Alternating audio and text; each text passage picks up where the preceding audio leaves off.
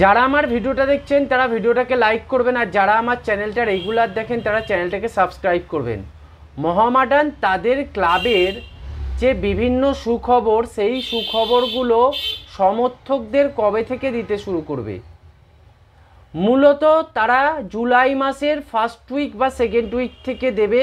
এইটা ক্লাব কর্মকর্তা এবং ক্লাব ম্যানেজমেন্টের তরফ থেকে জানানো হচ্ছে যে এই মাসে তাদের পক্ষে বিশেষ কোনো সুখবর জানানোর চান্স খুব কম আছে মোহামেডান সমর্থকদের কাছে, কেননা এই মাসে প্রচণ্ড চাপ আছে মোহামেডান ক্লাব কর্মকর্তাদের এবং বিভিন্ন ইনভেস্টার জনিত বিভিন্ন কাজে তারা ব্যস্ত আছে, এবং ফাইনাল ডিলটা যখন হবে সব কিছুর, সেইটা আস্তে আস্তে দেখা যাবে যে জুলাই মাসের ফার্স্ট উইক বা সেকেন্ড উইক থেকে। এটা ক্লাব কর্মকর্তার তরফ থেকে জানাচ্ছে যে আমরা সেকেন্ড উইক থেকে খবর দেবো জুলাই মাসের।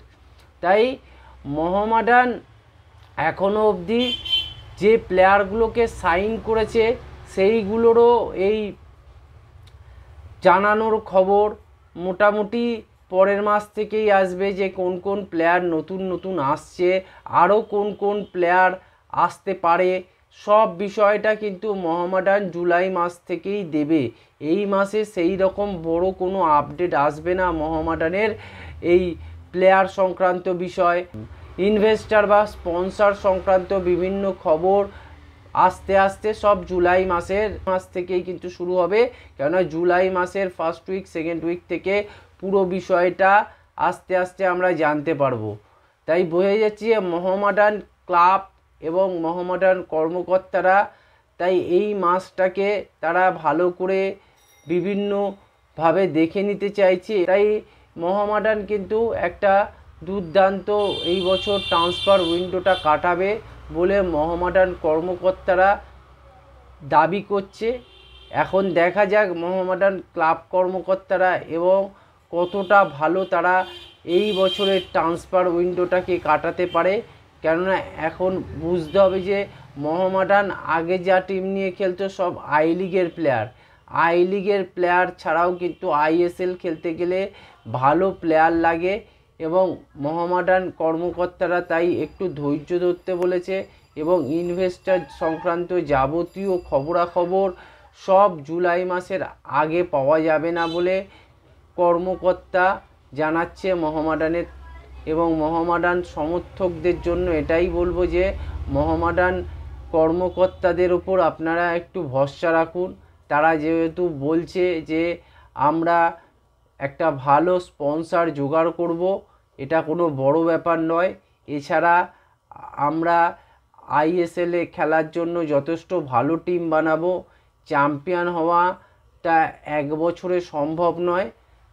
আপনারা যেমন আমাদের আই লিগ জেতার জন্য 3 বছর দিয়েছেন, ঠিক এরকমই আপনারা 2-3 বছর দিন, তাহলে কিন্তু আমরা একখানা খুব ভালো দল বানিয়ে আপনাদের সামনে উপস্থাপন করতে পারবো।